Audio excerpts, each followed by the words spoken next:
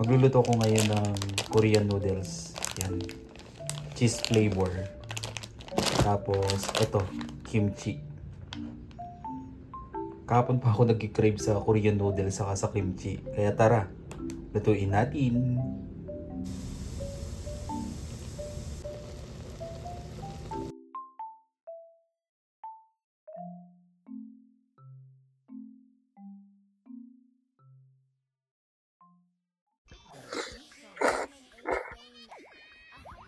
May egg ako dito.